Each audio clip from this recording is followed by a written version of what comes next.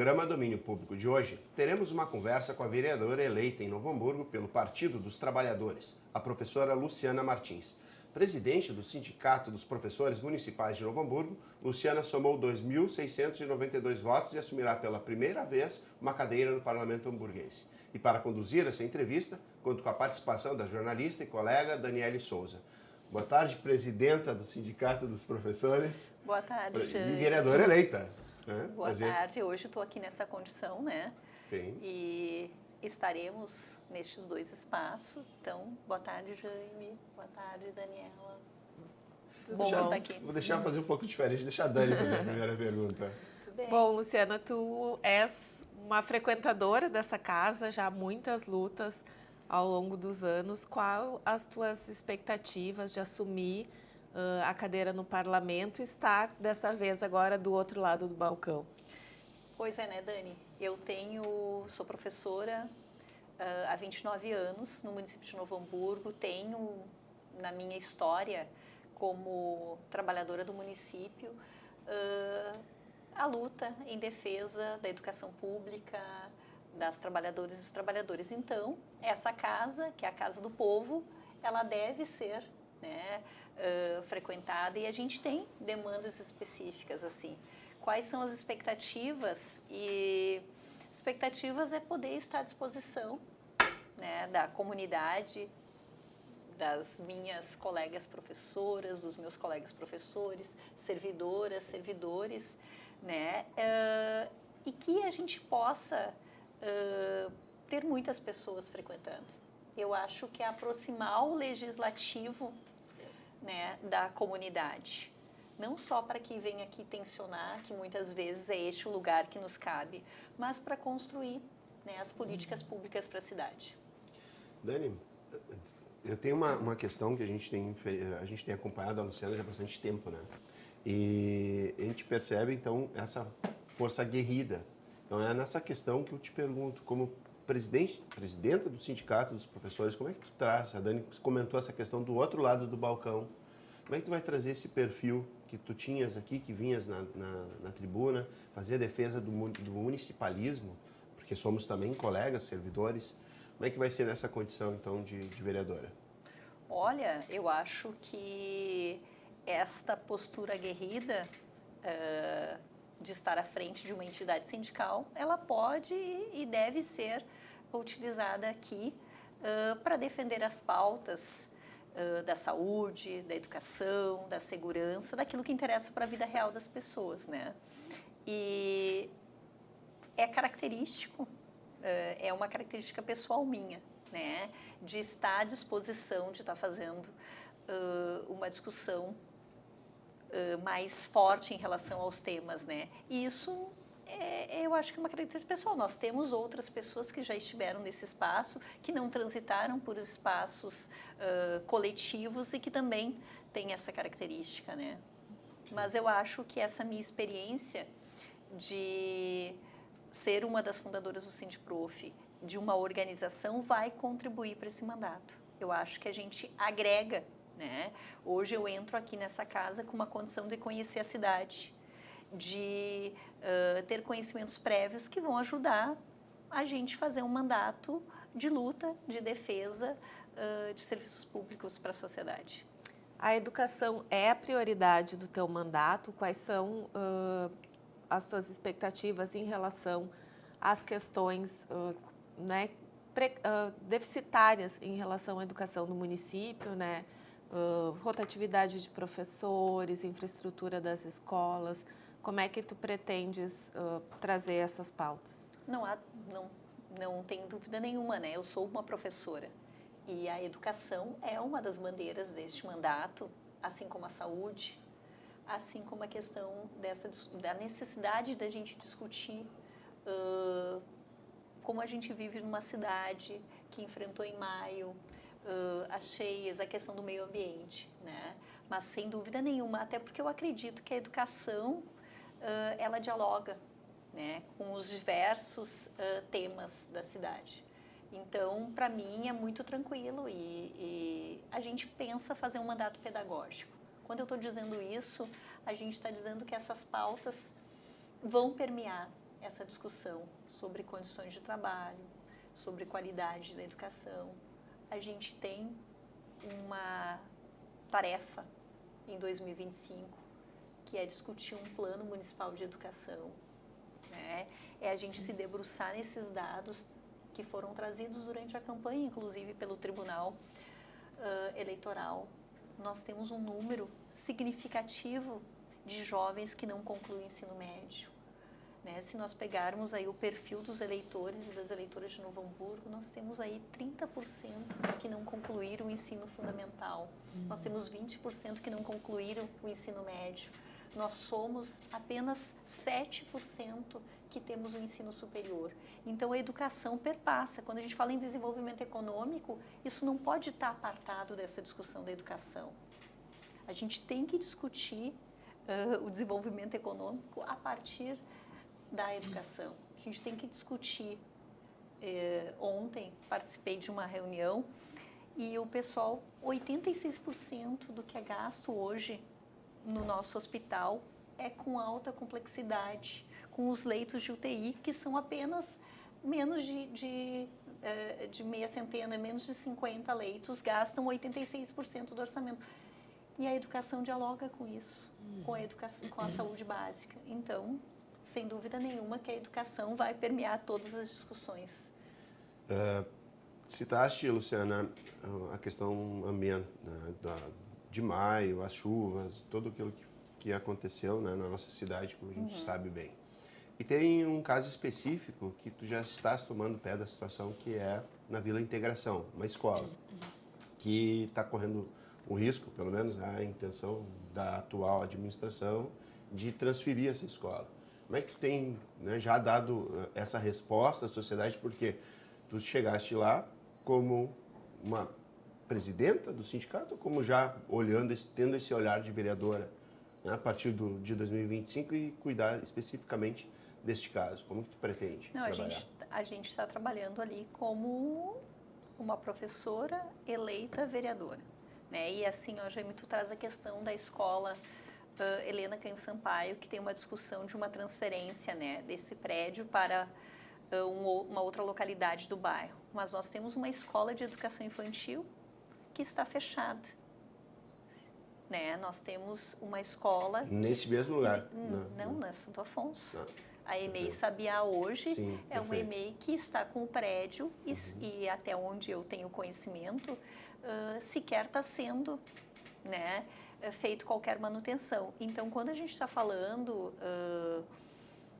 do evento climático de maio, a gente está falando, sim, da necessidade de pensar nesses espaços que, historicamente, né, nós temos, por exemplo, em Canudos, 2 escolas que cotidianamente enfrentam a questão das cheias, né? Então, é um tema importante. Nós precisamos construir uma discussão séria nessa casa, junto com o executivo, de um plano municipal para enfrentar. Eu acho que é um consenso nosso aqui, que o que a gente enfrentou em maio não é um fato isolado, que nós estamos passando por um processo e que nós vamos ter outros eventos. E nós não podemos nos deparar com a situação que a gente teve em relação a maio, onde não havia uma mínima estrutura para dar conta disso. Que se não fosse a sociedade, as organizações, os espaços darem conta de oferecer o mínimo de condições, nós teríamos aí as pessoas desassistidas. Assim como tivemos, né? Nós tivemos várias frentes de trabalho em relação a isso. Então, é necessário e o mandato tem uma disponibilidade de estar discutindo, sim. Né? É fundamental que a cidade discuta qual é o plano que nós temos para enfrentar as mudanças climáticas. Qual é a discussão que essa casa já fez a respeito disso? Né? A gente tem aí 2 projetos de lei tramitando neste momento nessa casa que dialogam com isso, que não foram votados até o momento e que chegaram aí fazem alguns dias, que são relacionados ao plano diretor. O que nós temos nesses projetos que dialogam com como é que a gente está pensando a cidade nesse plano diretor para enfrentar E os a questão das projetos mudanças. os projetos do plano diretor, né, com a empresa que foi contratada para fazer o estudo, foi feito e teve início esse processo antes, né, de maio de 2024. Ele foi adaptado após essa tragédia, né? Acho que tem questões muito importantes que precisam ser discutidas sobre esse tema, né? Especulação imobiliária, a questão dos lugares vulneráveis ou que não é possível mais que as pessoas Ocupação de solo, morem, né? Então, são muitas questões para pouco tempo de votação, né? Imagino que não seja votado esse ano a tua expectativa para votação no plano diretor. Não, né? É óbvio que nós temos aí 14 vereadores que são responsáveis pela essa questão do voto, mas eu acho totalmente um momento inadequado, um momento de transição, Faltando um momento que 8 sessões para que isso, né? Então são Sendo projetos 2 para o orçamento, né? 2, sim. que são Reduz ainda específicas, mais, né?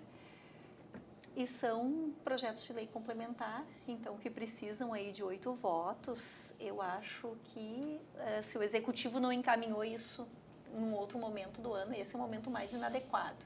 E concordo plenamente contigo que é necessário que seja revisto a partir desse evento climático e dessas mudanças aí que a gente está enfrentando.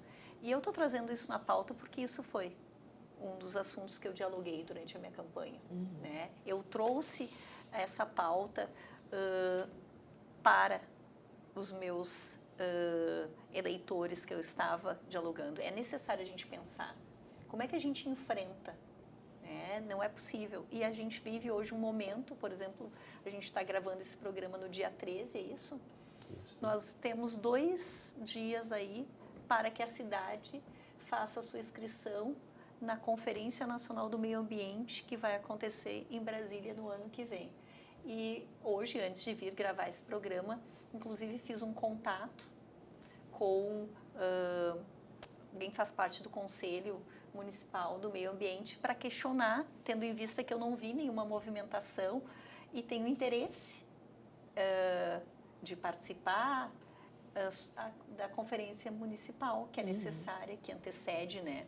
E esta conselheira me disse que até o momento, faltando 2 dias para que se encerre a inscrição, não houve nenhuma discussão dentro do conselho. Então,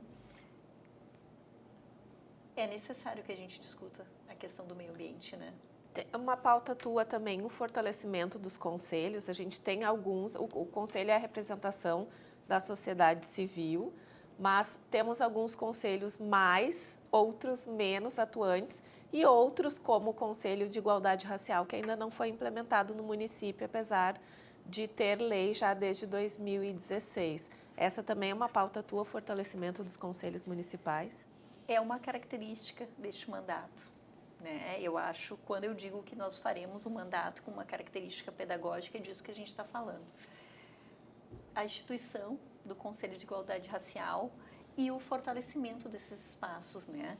Os conselhos existem porque há uma previsão constitucional, que são regulamentados por leis municipais, algumas delas não revistas, né? Há muito tempo. Assim como houve a aprovação aqui nessa casa da lei que institui o conselho, ele não é efetivo.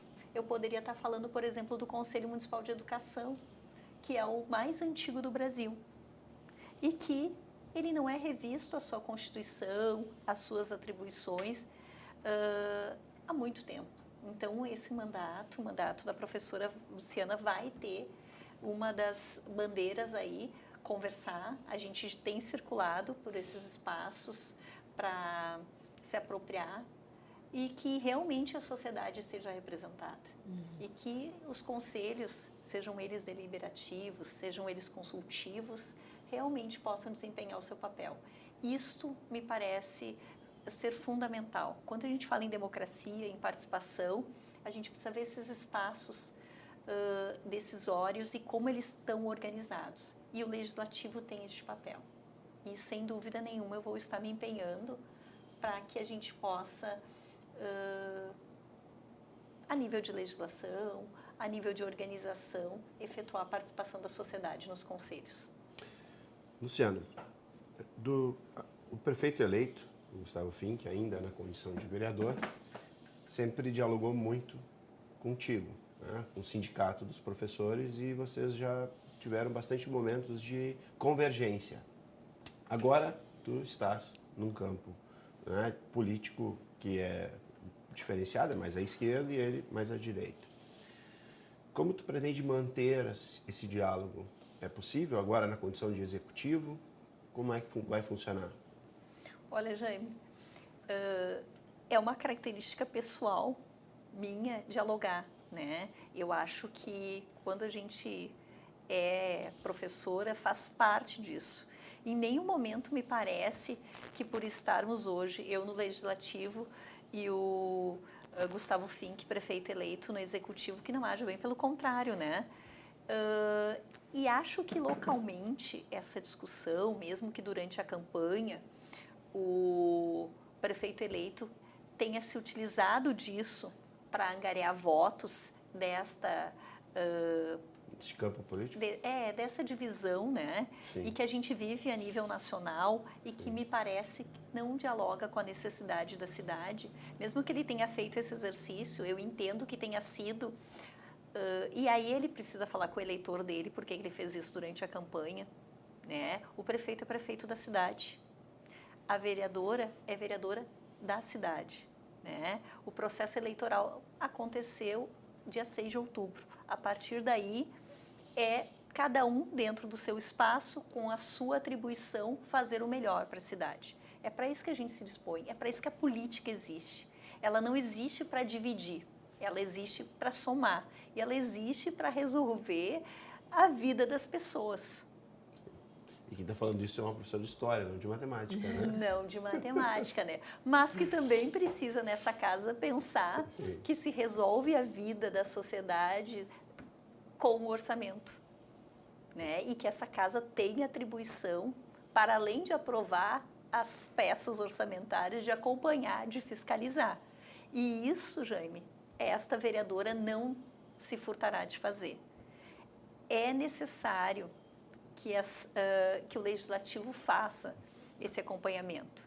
Então, hoje, quando a gente tem um prefeito eleito e que vai para a mídia dizer que a situação é muito pior, me parece que esta casa, de alguma maneira, não fiscalizou, porque não deve surpreender ninguém a situação econômica da cidade. Isso deve ser acompanhado aqui por essa casa, né? Essa casa aprova as contas da atual prefeita e irá aprovar as contas do prefeito eleito. Esta casa é responsável pela aprovação das peças orçamentárias. Então, acho que é isso que é importante, é resgatar esse papel do Legislativo.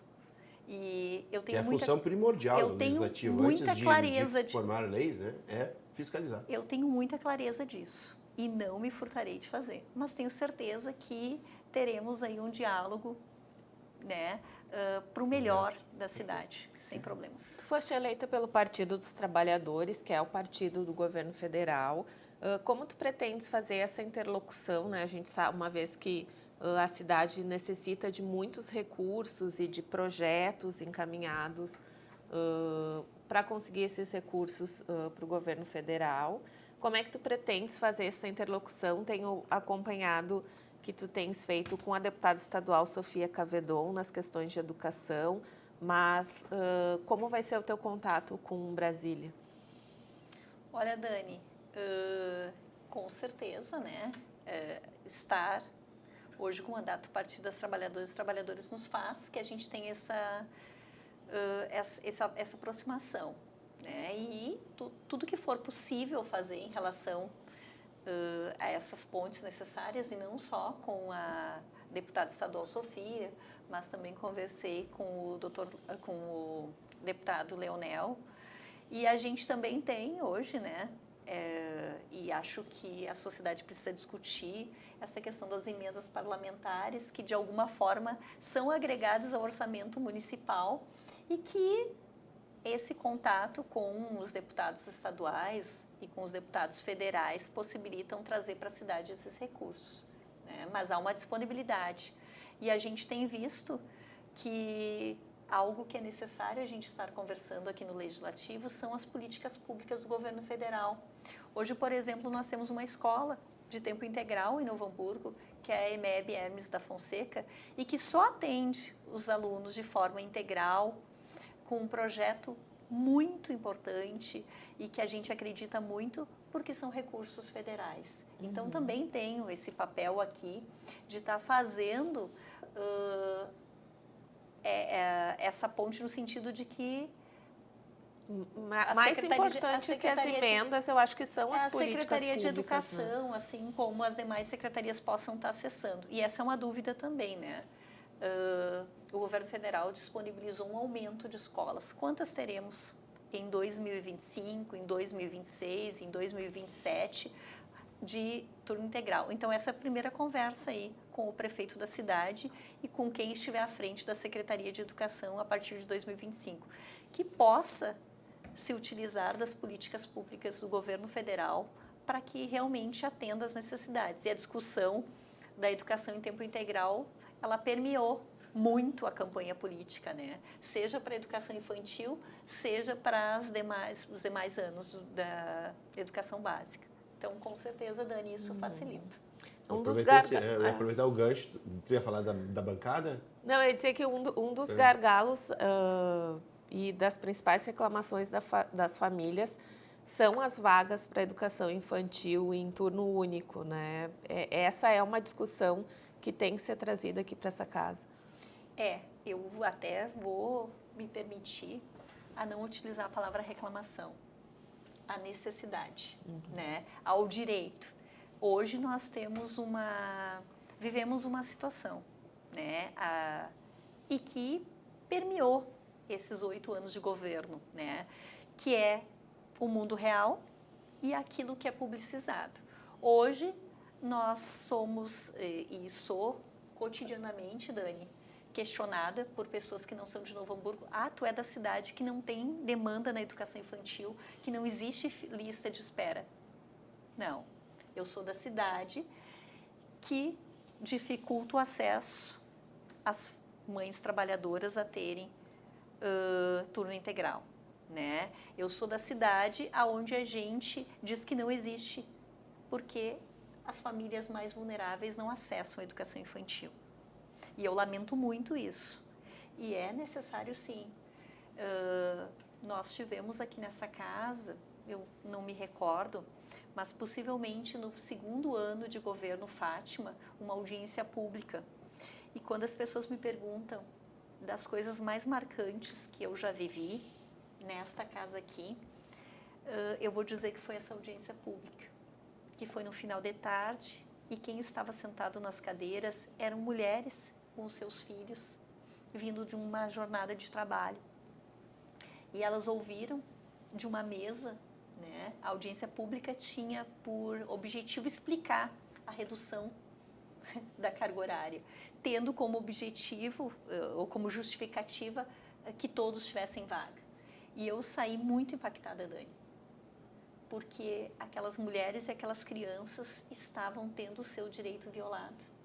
Porque quando a gente fala de um turno integral da educação infantil, é um direito das nossas crianças, né? Então, é muito difícil, né? A gente está numa cidade que as nossas crianças não possam estar na escola.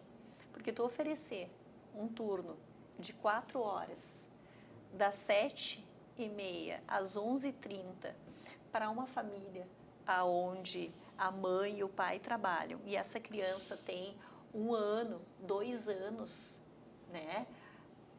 É tu dizer que aquela criança não deve estar na escola. Sim. Né? Eu me recordo que naquele momento usou-se essa justificativa de se atender em um primeiro momento a essa necessidade de todo mundo ter escola, que depois se avançaria, mas de lá para cá não se avançou, é isso?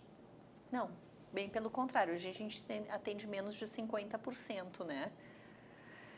Mas a gente avançou na forma de justificar, né? Sim. Hoje, quando as famílias buscam o seu direito, sejam através de uma judicialização, ou seja, uma busca, o mais perverso ele é ofertado com uma distância enorme. Então, eu moro no bairro Roselândia, me ofertam uma vaga no bairro Canudos.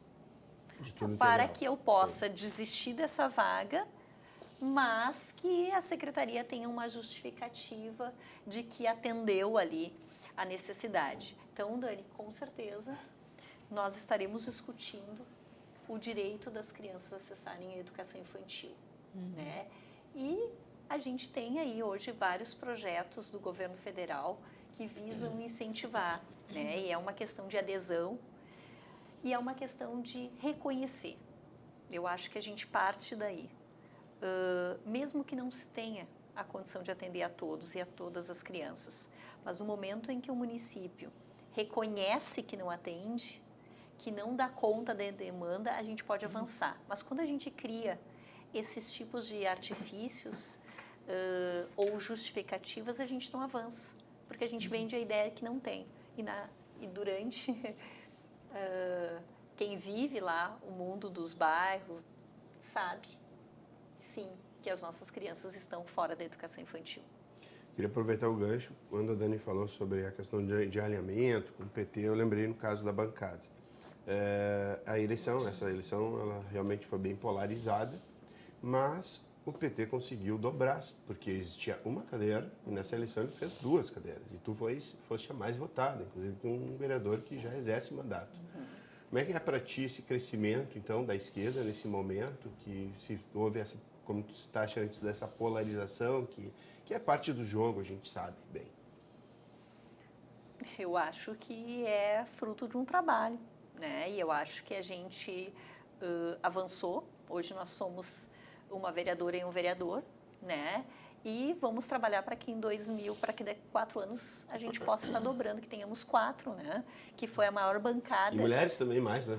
Sem dúvida, né? Hoje a gente tem 3 mulheres eleitas. E também já foi, que é um crescimento também significativo. Exatamente.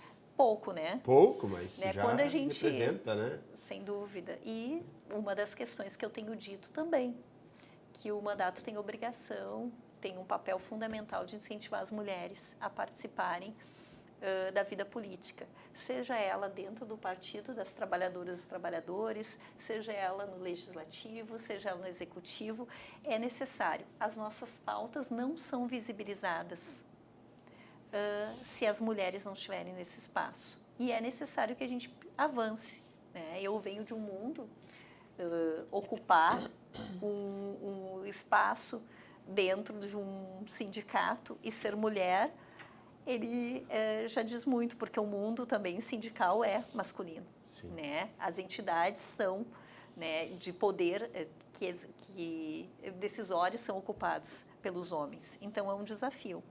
E isso é bom não só para as mulheres, mas é bom para a cidade. Sim. É preciso a gente avançar. Sim. E que bom que eu vou ter aqui 2 mulheres que não estão no Partido das Trabalhadoras e Trabalhadores, mas que vão compor aqui, né, a Daia e a Deza, e espero que a gente possa estarmos unidas, né, nesse sentido de estar fazendo as defesas. E isso é claro, a gente só avança nas pautas femininas, e eu até brincava durante a campanha, conversando nos espaços públicos, né?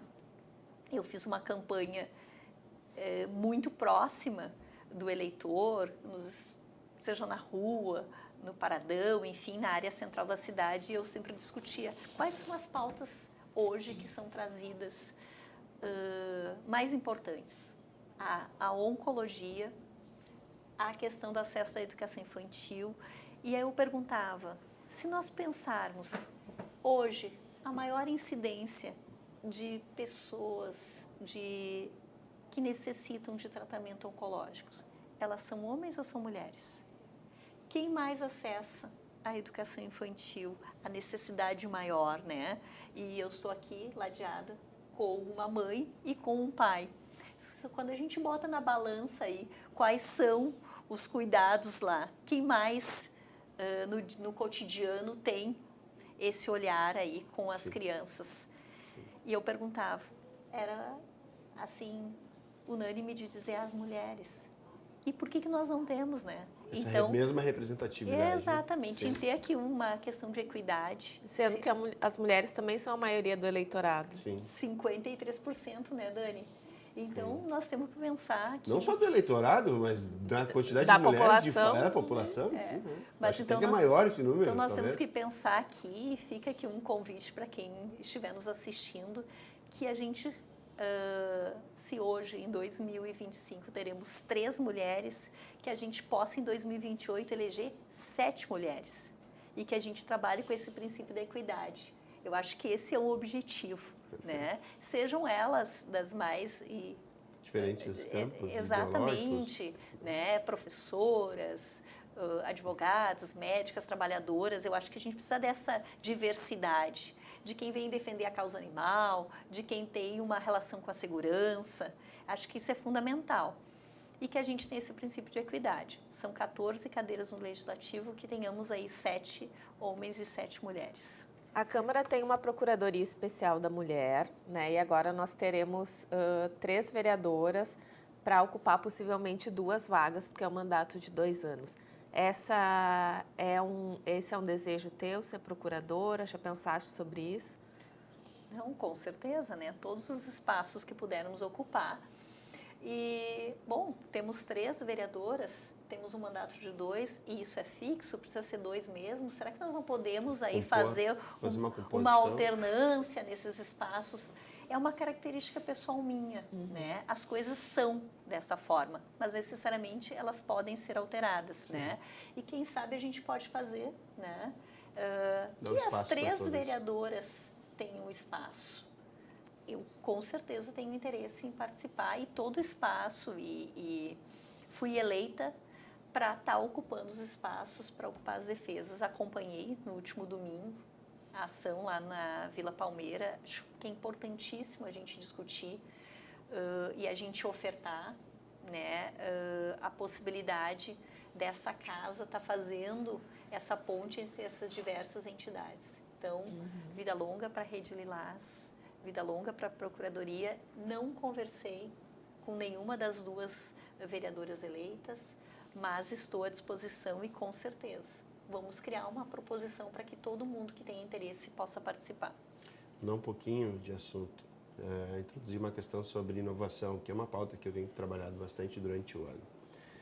A gente tem a FEMIC-TEC, tem a Mostratec, e a FEMIC-TEC eu acho que foi o maior exemplo de alcance para as escolas municipais, de projetos, de divulgação, de ideias de valor.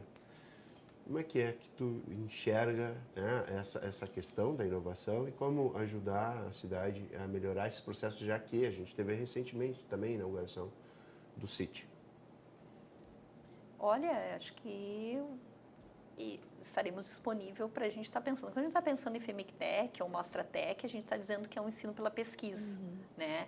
E eu acho que é isso, incentivar o ensino pela pesquisa, dar condições, né, para que realmente todos possam estar desenvolvendo projetos e que isso tenha uma continuidade, né? A gente às vezes vê os alunos do ensino fundamental, inclusive vão apresentar os seus projetos fora do estado, às vezes fora do país, e que isso de alguma forma não tem uma continuidade, né? Eu estava esses dias conversando com um prestador de serviço que estava pintando o prédio e ele tem um filho que é um jovem, né? E a gente estava falando que possivelmente essa questão de pintar os prédios não vai se dar mais da forma, porque né, a tecnologia já trouxe um robozinho que vai lá e pinta o prédio. Um dos projetos vencedores, acho que no ano passado. Exato, que é mais seguro.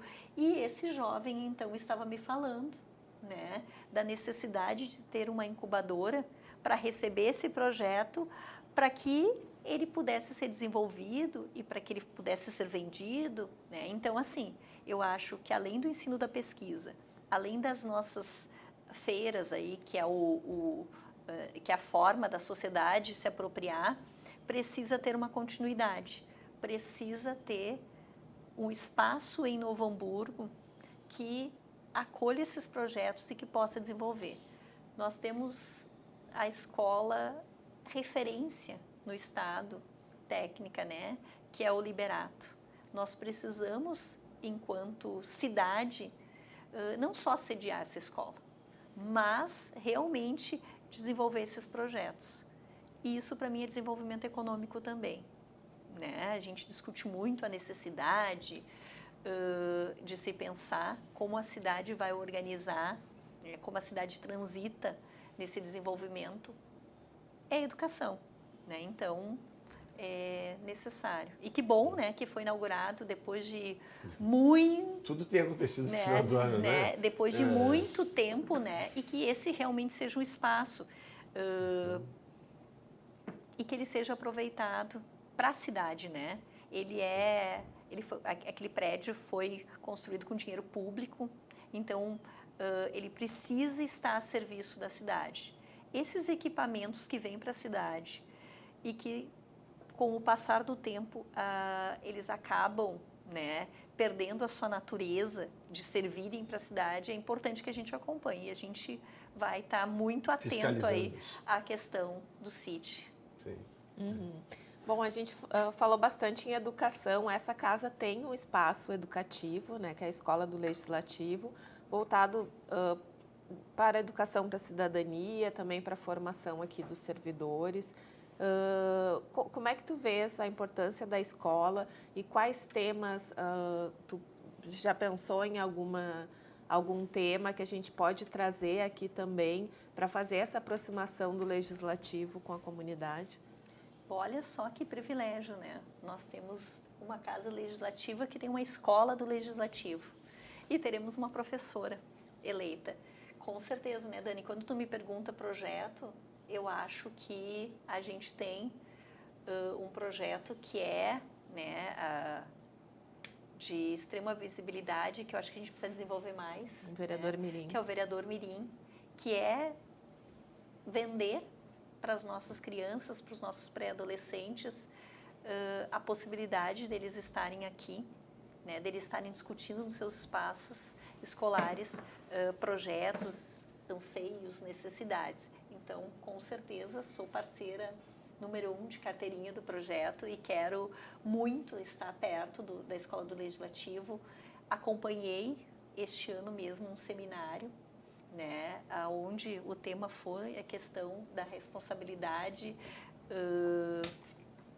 dos órgãos governamentais em relação à questão do enfrentamento, né, às enchentes. Eu acho que fazer com que a Escola do Legislativo tenha uma estrutura adequada. Hoje a gente discute aqui a necessidade de que a gente tenha um concurso público, que a gente tenha... A gente tem cada vez menos servidores na casa. Né? Sem dúvida nenhuma. E isso é para ontem que a gente possa discutindo. Espero que a próxima mesa que está aí, que tem a incumbência de estar discutindo a administração da casa, né, acabe fazendo essa discussão logo no início do ano de 2025. A Escola do Legislativo hoje conta com uma estagiária e uma servidora de carreira, né?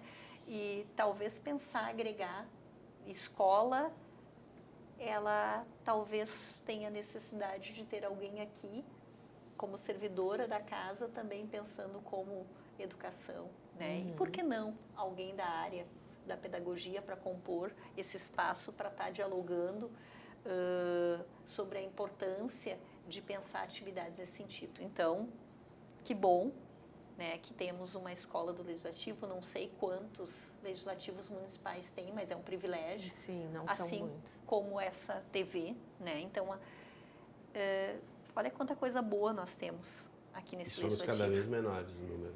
Hoje nós somos minoria, porque temos cargos de confiança, estagiários. O número de servidores hoje é menor. Não, e não tenha dúvida que tu está conversando com uma servidora que defende servidores concursados. A gente reconhece que qualquer outro tipo de contratação, ela é temporária, né? Ela é precária, ela não tem por objetivo. Então, há um compromisso, seja da administração direta, seja da educação, da saúde, dessa Casa Legislativa, é defender que a gente possa ter servidores de carreira. Né? A gente tem aí discussões importantes para fazer sobre esse tema E, sem dúvida, a gente vai estar pautando isso. O curioso é isso, é quem vê de fora acha que a Câmara é tudo servidor público. Na verdade, são servidores públicos, mas não todos servidores estatutários. E o serviço estatutário hoje é o menor número. São trabalhadores do serviço público, né? Sim. Eles têm uma outra condição aqui. Perfeito. E é importante. Se hoje se a comunidade pode acessar um programa dessa qualidade, é porque nós estamos aqui com 2 jornalistas concursados Perfeito. nessa casa. Se a comunidade consegue acompanhar os mandatos das vereadoras e dos vereadores e consegue ver o quanto essa casa legislativa está em vários espaços, é porque a gente tem vocês aqui que, indiferente de quem esteja aqui, permanecem, né? Tem uma história. Né? E isso é a diferença do servidor público e da servidora pública, porque vai se construindo uma história. A gente sempre fala isso, né, do registro de memória que a gente tem na casa. Hoje, grande parte da memória governamental, digamos assim, da cidade é feita aqui pela Câmara, né? Nós temos um arquivo fotográfico disponível para a população, que já está em 90 mil fotos, né, de momentos importantes da cidade, de posses de vereadores, prefeitos, discussões relevantes.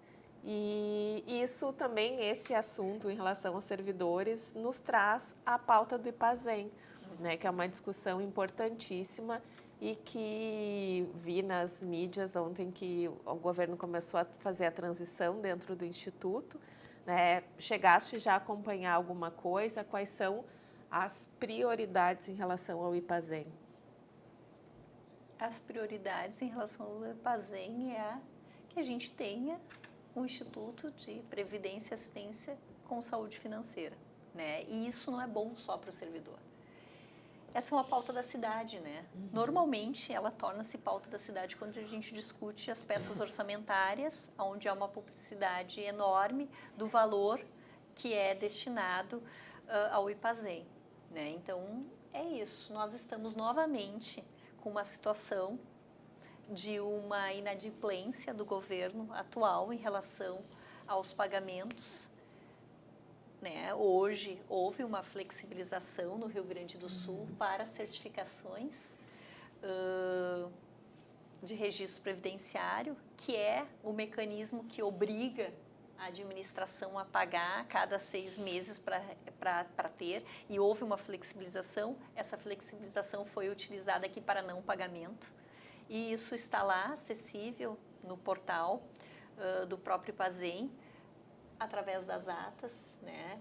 A gente, realmente eu espero, Dani, que essa transição e quem venha a ser a diretora e o diretor do IPAZEM, que deve ser escolhido pelo Conselho Deliberativo, né?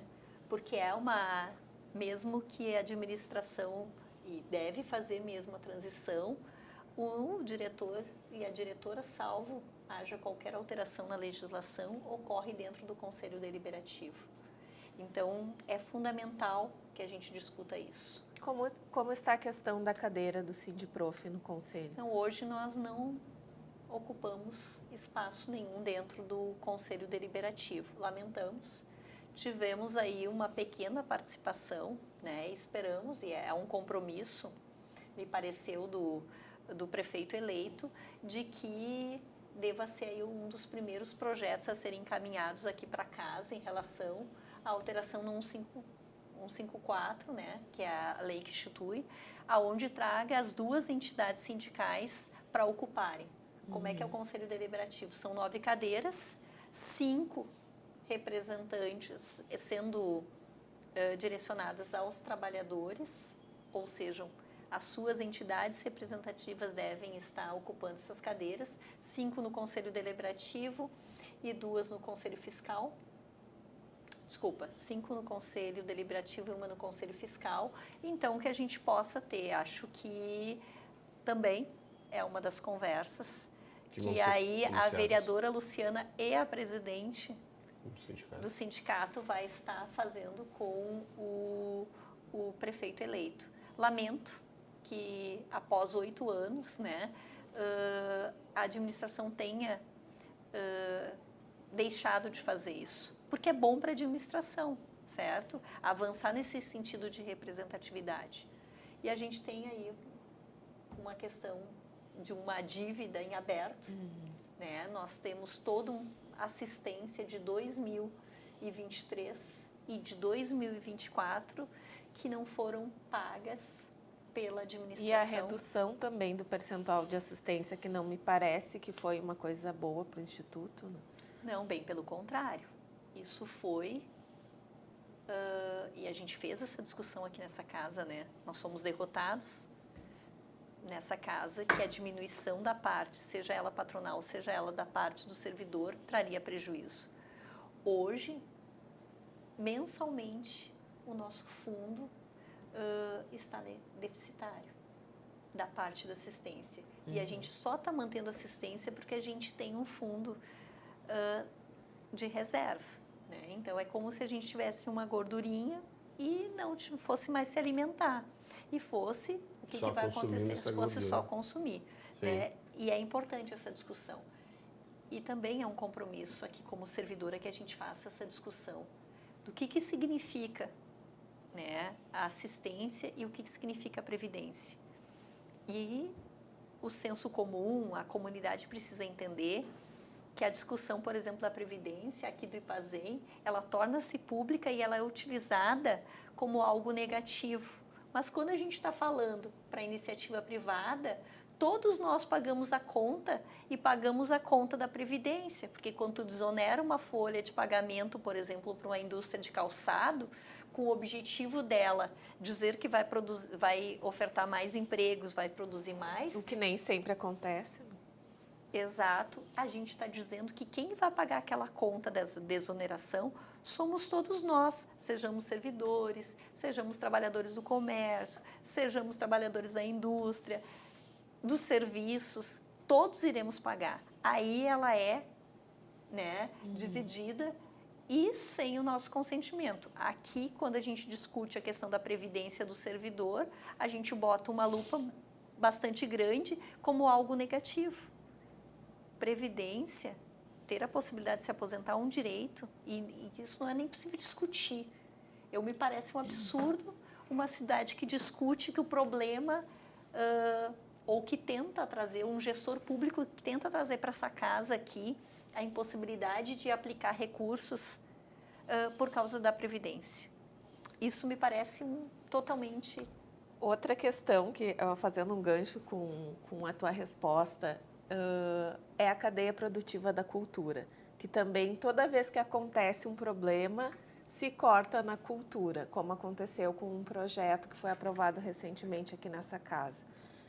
Qual a tua visão em relação à cultura do município, né? E também é um setor que temos muitos recursos do governo federal, como a PNAB, né, a Política Nacional Aldir Blanc, que tem recursos garantidos até 2027 para Novo Hamburgo, num montante significativo.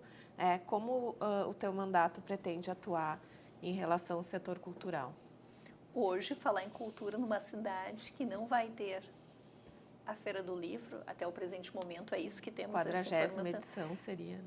Né? E que já vem acontecendo nos últimos anos, sempre lá no mês de novembro, como uma forma, inclusive, de fazer depois uma comemoração do Natal, usar a mesma estrutura, né? A gente vive aí, pelo menos aí, 4, 5 anos em que se dá. Então, é um compromisso maior. É fundamental, né? Participei domingo do festival de Lomba Grande. Um momento riquíssimo, né? Eu tive a oportunidade de participar da mateada, onde reuniu ali artes plásticas, com o pessoal vendendo as suas produções artísticas, com a questão da música. Então, é um compromisso. De novo dizer, né? Assim como se utiliza a questão da Previdência, vem aqui se discutir também o não investimento, por exemplo, no Carnaval. Aí se utiliza todas as estratégias para não fazer o enfrentamento e discutir que o Carnaval é uma manifestação e que deve sim ser incentivado pelo poder público e que não há problema nenhum ter investimento público nesse sentido. E eu não temo nenhuma discussão em nenhuma tribuna disso. porque é fundamental as manifestações. É um direito constitucional o acesso à Exatamente, cultura. está lá na Constituição o direito à cultura, assim como o direito à saúde, assim como o direito ao lazer, assim como o direito à moradia, alimentação. Então, a gente não pode fugir dessas pautas. E esse mandato vai fazer, mas sem subterfúgio. Quando a gente está falando lá, é sim incentivar o carnaval. Nós temos a escola, uma das escolas mais antigas do Rio Grande do Sul. 102 anos, Sociedade Cruzeiro do Sul. Isso deve ser algo que não possa ser utilizado apenas nos livros ou como uma forma de dizer, mas isso deve se traduzir, né? Então, o ano passado, acompanhei, que não foi um desfile, né? Mas que foi o espaço que as escolas tiveram. Foi um desfile não competitivo. O desfile não competitivo e que as escolas tiveram ali para fazer lá no mês de março, no mês de abril, muito depois de todos os espaços locais que aconteceram, né? Então, a gente tem que discutir e entender que a cultura também movimenta a cidade, a cultura também é desenvolvimento econômico. Não ter em 2024 atividades na Praça do Imigrante, que traga a população para a praça, é menos consumo, a cidade fica mais triste. Não ter uma feira do livro é não deixar que os nossos estudantes possam acessar, né? E talvez E tem essa interlocução, porque a Feira do Livro também é um projeto entre duas secretarias, né? A Secretaria de Cultura e a Secretaria de Educação, porque ela movimenta as escolas do município, né? Então, é um evento educativo também, para além de cultural. Sem dúvida. E a Secretaria de Educação é uma mãe generosa, né? Ela e discutíamos com um produtor cultural que ele trazia que, inclusive, deveria ser o contrário, né? A educação e a cultura e a educação deveriam estarem muito juntos, assim. Mas, Dani, e eu lamento muito, e quero deixar bem claro aqui que lamento que essa casa tenha, né, derrubado o veto, assim como lamento a necessidade de ter um veto. Acho que o Executivo deveria ter tido um diálogo. Em agosto, quando foi aprovado uma legislação, ela estava num contexto. Quando ela volta aqui no mês de outubro, é um outro contexto. Nós temos as cidades do nosso entorno que também foram afetadas e que também estão realizando suas atividades culturais. Isso não é bom para a cidade. Me parece que foi uma discussão puramente política, em vez de ser técnica. Como tu disseste, foram diferentes contextos. Não houve nenhuma presença aqui de um executivo contextualizando, que trouxesse o ponto de vista dele. Simplesmente veio o veto e depois se discutiu na mídia e não no lugar de fala, que é o parlamento. Então, houve uma falha nessa comunicação e, sem dúvida nenhuma, se politizou o assunto em vez de se discutir tecnicamente, que é a casa do parlamento, é esta, para essa discussão. Eu acho que é isso, né, Jaime? A gente discute muito pouco, né? A gente conversa muito pouco, né? E essa minha vivência aqui no Legislativo me diz que muitos dos projetos que passam aqui, eles são pouco discutidos. Hoje a gente está falando de uma questão pontual, né? Mas a gente iniciou a nossa conversa falando sobre a necessidade e o momento que a gente vive para aprovar 2 projetos que dialogam com o plano diretor, né? A gente teve aqui um processo de licitação, né, do transporte público, que me parece que também houve pouca conversa, né? Mesmo que tenhamos tido uma audiência pública, e a gente vive uma distopia, né? Porque hoje, quem utilizou o transporte público para se deslocar para a escola, para o trabalho, viu o quanto ele não atende à necessidade. Mas tivemos há pouco tempo uma premiação.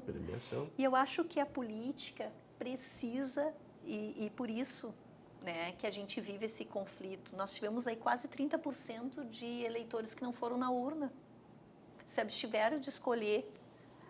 É uma descrença com a política. E é esse movimento que a gente precisa. Porque a palavra que tu usaste, distopia, entre aquilo que acontece e aquilo que de fato é. Né? O que é mostrado do que é. Eu tenho utilizado muito mundo real. Sim. Tá?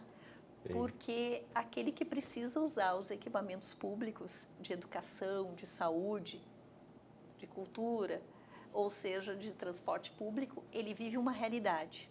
E eu vou dizer para vocês que a campanha, esses momentos aí que a gente esteve muito dialogando sobre a cidade, foram fundamentais. E com todos os homens, com todas as mulheres, com todos os jovens que eu conversei, isso ficou muito claro, né? A gente precisa fazer da política um espaço que realmente dialogue com o mundo real, né? Não dialogue com... É muito gostoso estar num ambiente climatizado, sentadinho, ter 2 sessões diárias, né? Inclusive semanais, semanais, né? Poder estar fazendo esse movimento, mas é necessário estar lá na ponta, lá no bairro, na vila, né, discutindo. E este é o papel também da vereadora e do vereador, né? É fazer essa interlocução, não no sentido de que a gente possa estar fazendo qualquer interlocução que não seja republicana, qualquer interlocução que não siga os trâmites, né, necessários. Não estou falando aqui de clientelismo, não estou falando aqui de acessar serviço público pela porta de trás, por ter qualquer aproximação com qualquer gabinete. Eu estou falando aqui que é um direito de todos e de todas estarem acessando. E é essa política que eu acredito. E é por isso que coloquei meu nome à disposição. E espero realmente que a gente possa fazer desse mandato um mandato em que as pessoas reconheçam, que possibilite ser a voz daquele que não está aqui. Não dá para todo mundo estar aqui, né? Nós somos 227 habitantes em Novo Hamburgo. Não dá para 227 mil habitantes aqui. Mas esse mandato tem que ser a voz das mulheres, dos homens, das crianças, dos idosos, dos adolescentes. E precisa estar a serviço dessas pessoas, então, que fizeram a escolha pela professora Luciana. Perfeito. Tá certo, eu agradeço. A gente vai agora finalizar e fazendo uma projeção. A gente tem feito essa questão no final de cada programa sobre daqui a 4 anos. O que tu pretende, né, imaginar assim como legado lá atrás do teu trabalho que tu fizeste nesse período de tempo? Como é que tu te enxerga daqui a 4 anos? Eu vou parafrasear aqui um professor, né, um mestre aí da educação, que as pessoas que me ouviram, né, nesse período eleitoral, com as proposições de que o legado, né, que essa distância entre o que a gente disse que estaria disponível para fazer aqui, realmente aconteça. De que realmente a gente consiga fazer desse mandato aqui aquilo que a gente conversou, aquilo que a gente dialogou, aquilo que a gente se propõe. Isso é o que a gente tem de melhor para fazer, né? E que a gente consiga construir um mandato popular, que as pessoas batam lá na porta, né, do gabinete da professora Luciana e que saibam que vão estar ali acolhidas com as suas demandas. Não que vão resolver, né? Não dá para fazer fila não, mas que que a gente vai estar discutindo aí o mundo real, aquilo que importa para as pessoas. Seja bem-vinda, professora Luciana, vereadora eleita. Agradecemos a gentileza pela participação da vereadora eleita pelo PT, a professora Luciana Martins, e da jornalista Daniele Souza em nosso espaço de debates. Este programa é retransmitido na nossa grade de programação. Você pode também acompanhar este e outros programas da TV Câmara no nosso canal no YouTube, na página do Facebook e nas nossas redes sociais @CâmaraNH. Até o próximo encontro.